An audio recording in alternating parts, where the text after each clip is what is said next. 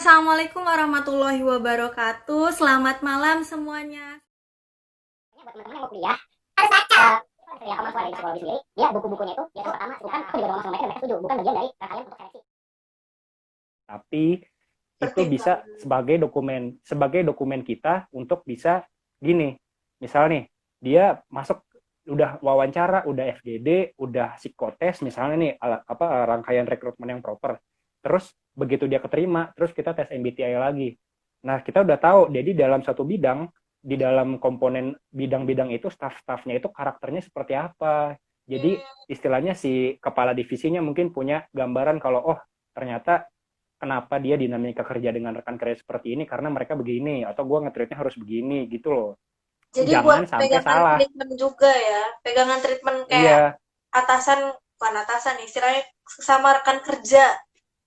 Biar iya lebih. gitu buat sama yang nge-supervisi ini juga gitu. Ya. Karena ada beberapa yang aku luruskan juga. Jadi waktu aku nggak tahu ya kalau nggak salah BMFT waktu zaman aku masih ada di BEM itu masih pakai itu BMFT waktu rangkaian seleksi. Tapi waktu zaman itu jadi ada si Kabid PSDM-nya namanya Sumanggalo. Aku ngobrol sama dia tahu nggak tentang hal ini, dia tahu dan dia memperbaiki sistem-sistem di zaman dulunya waktu FT. Jadi mereka itu menjadikan MBTI sebagai rangkaian seleksi. Jadi kayak misalnya nih, ketika dia sudah punya gambaran anak PSDM misalnya seperti apa. Terus kamu mau masuk PSDM, aku masuk PSDM. Terus waktu di tag MBTI-nya, Gian jangan ditaruh di PSDM, soalnya dia begini-begini, nggak cocok sama Mima yang begini-begini. Nah itu salah.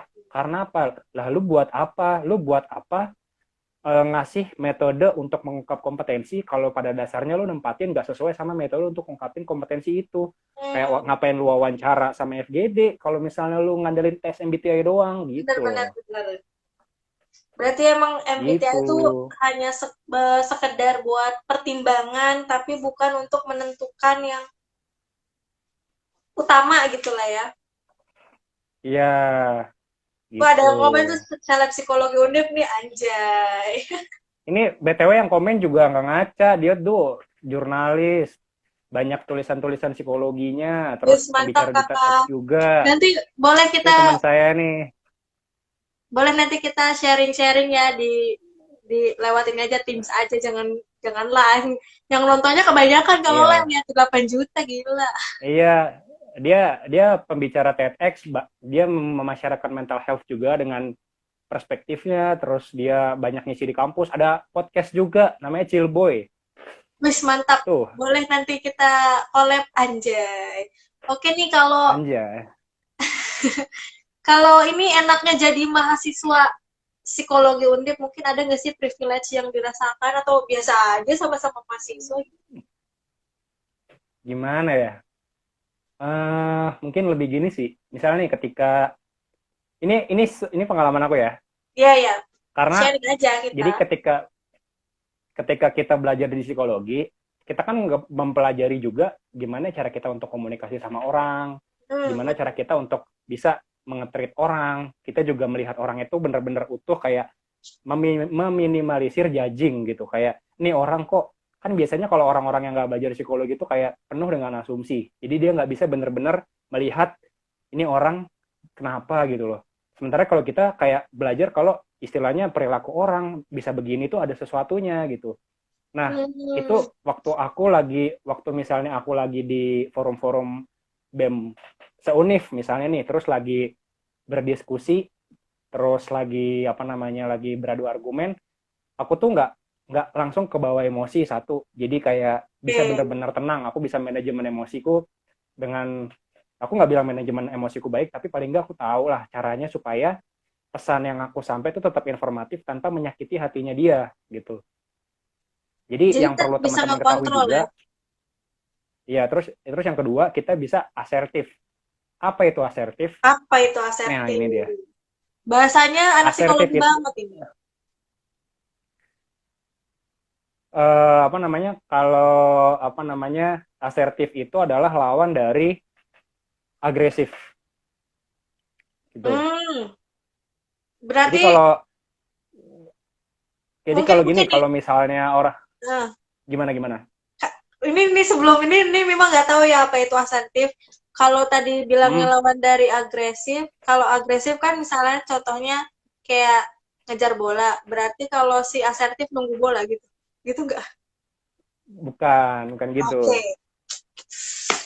Jadi memang kalau beda. agresif, orang-orang itu orang-orang itu kayak apa ya, menganggap agresif itu cuma kayak tentang mukul, tentang nyabet, tentang nendang, tapi kita juga ada yang namanya agresi secara verbal atau yang biasa disebut dengan verbal abuse gitu. Oh, Nah, I see. iya, jadi kita bisa menyerang dengan kata-kata gitu loh. Secara sadar dan tidak sadar bisa jadi kata-kata atau diksi yang kita pilih atau delivery kita ketika kita nyampein gagasan yang mau dikasih itu nyakitin psikisnya dia, entah dia merasa tersinggung, Hmm, tersungging. Iya. banyak banget emang. Emang ada beberapa orang Nah, tuh yang nyerang psikis pakai kata-kata. Ada emang. nah gitu. Cuma kalau misalnya aku di forum universitas, aku lebih bisa mengontrol kata-kata atau diksi yang aku pilih supaya pesanku nyampe, tapi nggak menyakiti hatinya dia gitu. Jadi Oh. seakan-akan bisa jadi argumenku nggak lebih kuat daripada orang yang nyampein dengan gagasan yang sama. Tapi dengan aku menyampaikannya enak, kok rasanya omonganku lebih didengar ya gitu. Padahal sebenarnya ya maksudnya tuh sama gitu. Cuma cara Beda. nyampeinnya aja yang beda Beda ya, cara gitu. penyampaiannya beda. Berarti itu berdasarkan ini juga dong, apa kayak metode-metode yang udah dipelajari di kuliahan? Terus yang ketiga, aku biasanya jadi tempat cerita orang. Boleh nih. Eh, tapi ya gimana ya itu sih itu gak tahu ya kalau nggak privilege atau gimana, aku merasa bersyukur kalau Hmm, istilahnya aku dikasih kepercayaan gitu untuk cerita, untuk diceritakan pengalamannya sama orang gitu, dalam arti syukur-syukur aku bisa ngasih kebermanfaatan lah buat orang itu untuk membuat dirinya jadi lebih baik atau meringankan beban psikologisnya, pun semisalnya aku nggak bisa menemukan solusi dari masalahnya, aku bisa meringankan beban psikologisnya dengan dia cerita hmm. gitu.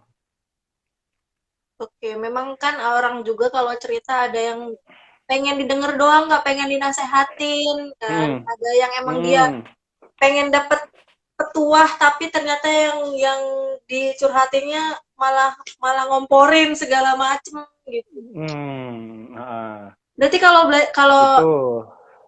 salah satu mungkin keuntungannya lah ya anak psikologi tuh bisa menempatkan diri kali ya ketika ada orang yang berbicara. Hmm, karena ya kita di kampus belajarnya orang gitu.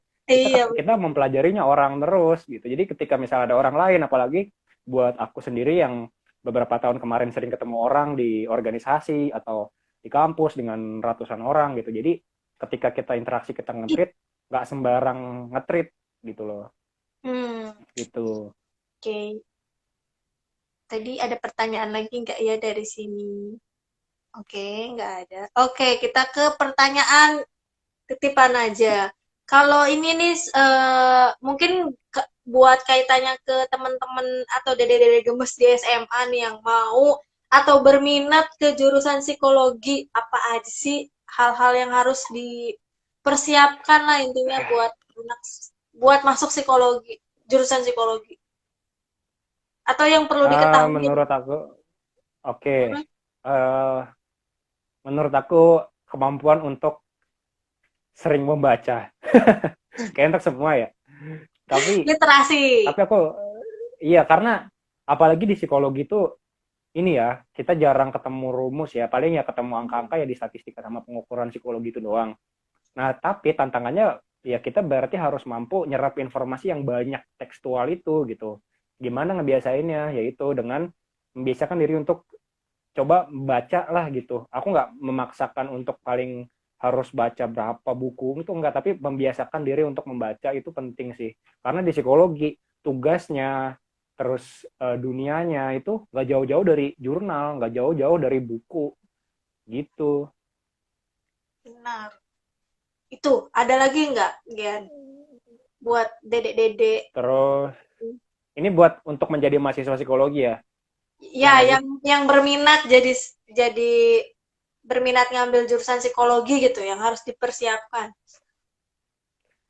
Terus kesediaan diri untuk benar-benar memahami orang lain. Jadi ketika kita belajar psikologi itu sebisa mungkin kita menghindari prasangka, kita menghindari asumsi, karena ilmu yang kita pelajarin tuh justru Pasti. malah menjauhkan hal-hal itu gitu. Kayak misalnya, memang di masyarakat kita nggak bisa melepaskan diri sama yang namanya asumsi, tapi Hmm. ya ketika kita sebagai anak psikologi, kita belajar apa sebab dan akibatnya orang bisa begitu. Lebih objektif lah gitu sama orang gitu. Membiasakan untuk tidak tidak berprasangka gitu, belajar untuk bisa melihat orang itu dari berbagai macam perspektif, Ya, nggak cuma dari satu nggak sisi doang gitu. nggak asal judging ya. Mm-mm. Karena gini, aku menariknya, jadi waktu aku masuk psikologi, aku rasa orang-orang yang masuk fakultas psikologi Undip di kampusku itu bukan cuma orang yang memiliki kesamaan minat buat belajar, tapi secara nggak langsung kita dipersatukan dengan trait yang sama gitu. Jadi bisa jadi orang-orang yang belajar psikologi itu kesannya rawat jalan gitu. Kayak kayak dia tuh sebenarnya juga punya permasalahan secara psikologi, dia tahu psikologi bisa menyelesaikan ini, makanya dia belajar gitu. Hmm, hmm, hmm. Nah, bisa jadi kayak gitu juga Karena gitu. ingin mengobati tapi pengen tahu ilmunya, jadi dia masuk nyemplungin aja Hmm, sekalian gitu kan. iya, biar dia bisa gitu. Terus yang terakhir empati tuh. Ya, empati memang kalau di zaman sekarang harus bukan dibudayakan ya, ditumbuh kembangkan. Hmm, Berarti tiga yang perlu diketahui sama calon mahasiswa jurusan psikologi ya. Yang pertama itu tadi adalah literasi atau literasi. membaca. Oke, yang Oh, kedua adalah ayo. lupa. Yang kedua apa huruf depannya aja satu. Jadi apa sih? Yang kedua itu menghindari prasangka. Oh ya, menghindari prasangka dan asumsi. Yang ketiga Istilahnya melihat adalah melihat yang kedua tuh melihat orang tuh dari berbagai macam sudut perspektif pandang. gitu. Jadi Oke. jangan cuma satu arah doang gitu. Oke, oke. Ulangi, anggap aja tadi belum disebut. Jadi, ada tiga hal yang perlu diketahui oleh teman-teman yang berminat mengambil jurusan psikologi. Yang pertama adalah literasi atau budaya membaca. Yang kedua Ah, adalah mencoba untuk melihat orang itu dari berbagai, maksudnya pendapat orang dari berbagai perspektif, ya. Hindari asumsi dan hmm, prasangka, oke. Dan yang hmm, terakhir adalah empati. empati. Mantap. Oke, itu dia. Ada yang baru join. Oke, udah ada 4 juta orang nih. Mungkin ada yang terakhir kali ada yang mau nanya lagi tentang psikologi, jurusan psikologi. Oke, saking banyaknya jadi susah milih nih. Iya tuh, pusing banget, banyak banget Pusing banget pertanyaannya. tadi ya. Oke, ini pertanyaan pribadi ya. Eh, apakah sebenarnya orang itu kalau mau gimana ya pertanyaannya? Kan ada orang yang emang dia pengen didengar menggebu-gebu gitu. Ada orang yang dia tuh kadang risih kalau ada orang pengen nanya terus atau pengen didengar terus nih. Untuk kita sebagai orang yang posisinya ada di tengah-tengah lah ya, kayak kita kayak bisa mendengarkan tapi juga bisa mengungkapkan. Gimana kalau ada di posisi kita itu ada orang yang terus nanya ke kita, tapi kita tuh kayak, aduh nih bocah nanya mulu, nih bocah cerita mulu. Nih sebaiknya untuk tidak menyakiti perasaan orang yang bercerita itu kayak gimana kalau dari mahasiswa psikologi nih, sarannya mungkin. Kayak ini ya, kayak misalnya ini orang datangin ke gua mulu, cerita mulu gitu ya. Ah, tapi Terus kitanya, misalkan di posisi yang kurang tepat gitu, tapi kita nggak enak buat menolak, tapi diladenin juga takutnya kita cuma iya iya doang jadi kurang menanggapi. nah ini juga sebenarnya salah satu permasalahan aku dan teman-teman mahasiswa psikologi juga. Karena kan Hmm, kita nggak tahu ya, tiba-tiba ada yang datang ke kita buat cerita kapan, entah kita habis nugas, kita habis dari oh, mana gitu. Dan tapi kalau misalnya di dunia profesional, kalau aku ngambil contoh di dunia profesional psikolog itu mereka selalu pakai jadwal hmm, untuk gitu, untuk apa namanya, untuk istilahnya lebih ngasih prioritas untuk si klien itu, karena ketika kita konseling itu energi yang kita keluarin tuh banyak banget, kita nyerap energi banyak banget dari si klien itu gitu. Jadi nggak bisa sembarangan, oh gue iyain, gue enggak. Itu kalau dunia profesional. Nah yang aku ambil ketika jadi mahasiswa, oke, aku nggak bisa sesaklek itu karena ya mahasiswa lah ya, fleksibel gitu. Cuma Iya. ketika misalnya aku bener-bener banget nggak bisa, ketika aku bener-bener nggak bisa, aku kasih tahu dulu, sorry banget aku nggak bisa, tapi kita bisa janjian untuk cerita. Jadi kita udah ngetek prioritas dia untuk kita dengarkan gitu. Kalau aku biasanya gitu, misalnya nih aku habis pulang main futsal, Capek, capek. terus capek, terus makan bakso, terus kenyang, ngantuk tuh, udah capek ngantuk, terus Gen mau cerita dong, waduh, sorry banget kayaknya untuk malam ini kondisi fisik aku lagi nggak enak, kalau kamu mau cerita ayo kita agendain, nanti pasti aku temenin gitu. Jadi istilahnya kita udah ngetek dia untuk jadi prioritas untuk kita dengarkan gitu. Hmm. Jangan kayak ditunda-tunda, justru orang yang semakin ditunda-tunda dan nggak jelas kepastiannya tuh malah, ini gimana sih gue mau cerita jadinya nggak cerita-cerita, lu jadinya niat nggak sih gitu. Kalau aku gitu. Oh, jadi mending kalau misalkan kondisi kita emang nggak memungkinkan buat diajak cerita, emang lebih baik kita sampaikan di awal aja, tapi dengan bahasa yang enak kali ya, sama Iya. dijanjiin, bukan dijanjiin, Hmm. diatur jadwal gitu, nggak di PHP-in iya iya Iya. doang.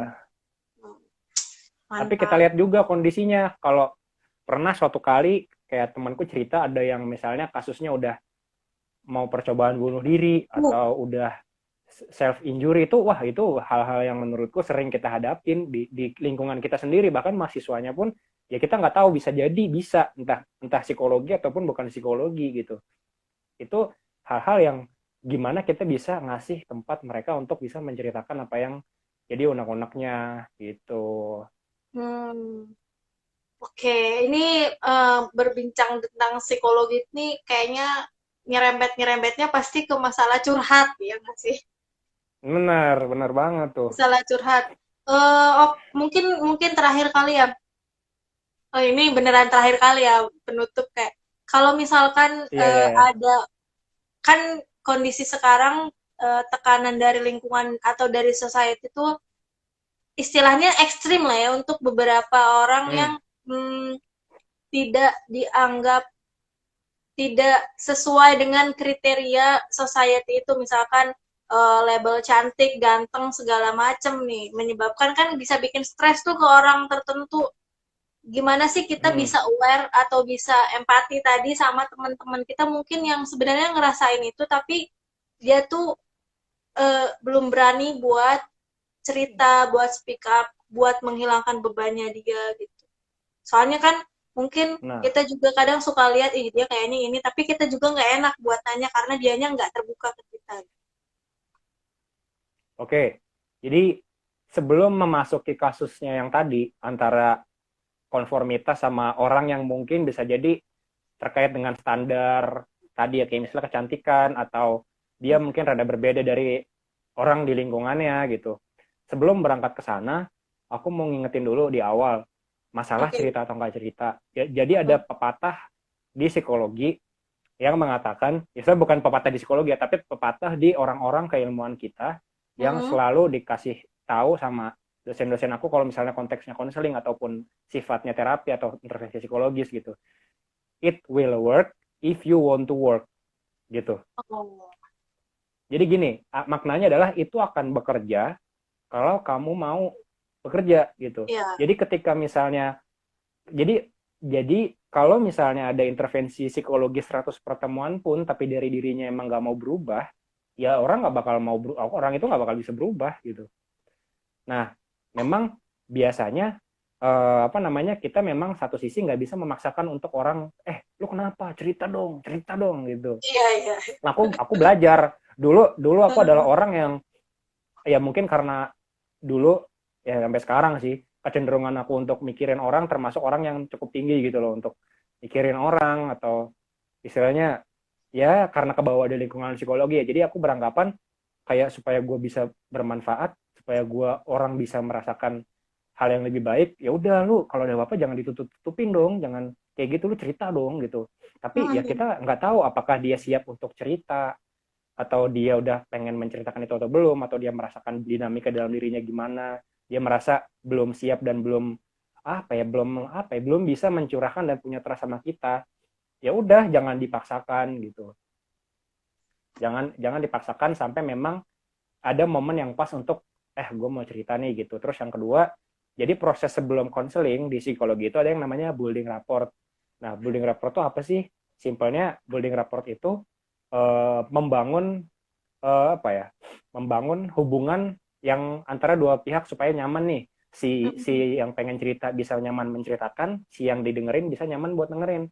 Nah, itu tuh nggak serta-merta langsung terjadi. Jadi kalau misalnya ada konselor sama si klien atau kita sendiri teman yang mendengarkan cerita sama teman, kayak bisa jadi kan ada teman yang memilih langsung cerita sama teman terdekatnya, atau bisa jadi yang nggak deket-deket amat karena dirasa objektif gitu. Nah, itu tuh perlu ada pendekatan dulu, kayak misalnya kita ngebangun kepercayaan kalau tenang, kita nggak perlu khawatir, terus kayak kalau kamu mau menceritakan apa yang kamu pengen ceritain, silahkan, aku percaya ini nggak bakal kemana-mana dan kamu bisa menceritakan semua ke aku bersedia untuk dengerin kok gitu. Biasanya cara yang itu aku pakai kayak gitu, jadi kayak meyakinkan kalau aku tuh siap buat mendengarkan ceritanya dia juga gitu. Intinya jangan maksa juga kali ya. Jangan maksa. Ya gitu.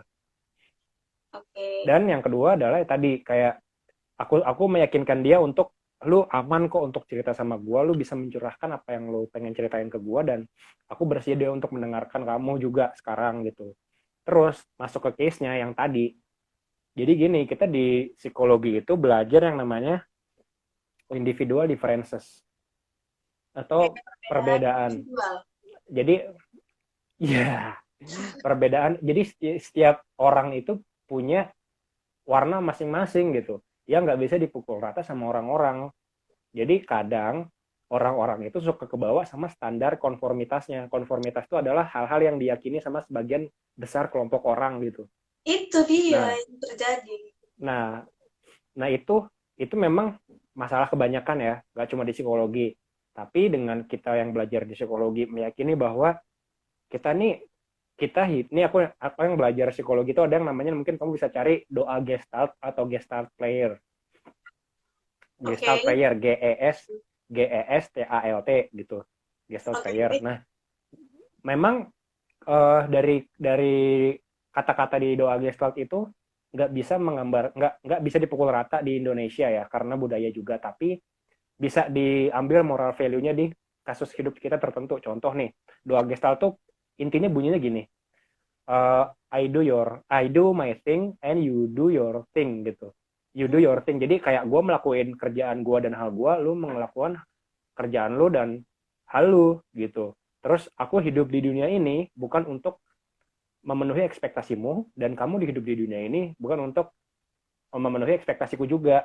Kalau misalnya kita suatu saat bertemu, entah bertemu tuh dalam arti kayak bekerja sama atau cocok, ya bagus. Kalau enggak, ya udah gitu. Di doa gestalt tuh kayak gitu, 3 aspek itu. Jadi ya itu yang gimana? Mungkin ini sih yang menarik. Mungkin kalau yang pernah dengar dari Raditya Dika tentang yang YouTuber itu, yang ada yang YouTuber mau keluar. Oh ya? Lagi ngapain? Hilang. Katanya kan Raditya Dika tuh bilang kayak gini ya, gue nggak bisa menuhin ekspektasi mereka semua, ya udah gue lakuin apa yang bisa gue lakuin. Mungkin itu ya secara umum apa yang diomongin tadi di kutipan tadi tuh. Iya gitu. Jadi istilahnya kadang orang khawatir karena terbawa sama apa yang orang itu nggak bisa jangkau gitu. Kayak gue hidup nih buat siapa sih? Kalau untuk dia sendiri harusnya ya udah dia bisa bener-bener pelan-pelan nerima kondisinya seperti apa, walaupun memang nggak gampang untuk beberapa orang gitu. Tapi kalau misalnya mau sharing, tadi kutipan tadi itu ngebantu aku juga. Jadi istilahnya aku jadinya nggak terlalu memikirkan orang lain ngomong apa. Kayak bukan nggak acuh ya, tapi kayak ya udah, aku nggak bisa membuat semua orang senang sama aku gitu. Iya, benar. Iya kan, aku nggak bisa membuat semua orang untuk suka dan jadi temen aku, nggak bisa gitu. Dan ketika kita di dunia organisasi atau kepanitiaan atau di kantor, nggak semua orang bisa cocok sama kita gitu. Pasti ada bakalan yang beda. Ya tadi makanya I do my thing and you do your thing. Aku hidup di dunia ini bukan untuk menghidupi ekspektasimu dan kamu pun juga begitu. kamu juga hidup bukan untuk memenuhi ekspektasiku gitu. Iya. Jadi seandainya enggak, ya udah gitu. Haters gonna hate ya, kalau kata lagu Iya. Taylor Swift mah ya udah, kalau lo suka nggak apa-apa, kalau nggak suka bodo amat gitu kan. Yang penting gue nggak ngelanggar norma Nah, itu. aja. Betul. Ini buat teman-teman, jangan ngambil pusing. Jangan ngambil pusing apa yang dipatokkan sama society yang double standard ini ya. Karena coba kalian refleksikan doa Gestalt itu, cari di Google Gestalt prayer atau doa Gestalt gitu, nanti ada. Mantap.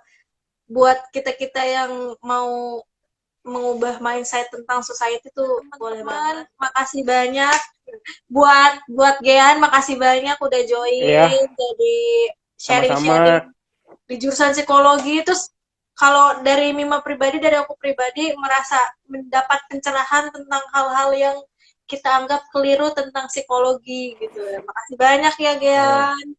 Semoga buat Sama-sama, teman-teman, Mima. ya buat teman-teman juga yang nonton, mau itu anak SMA, dapat tips-tipsnya dari Kagean sebagai mahasiswa psikologinya, atau mungkin teman-teman secara umum bisa mendapat pencerahan kayak Mima tadi.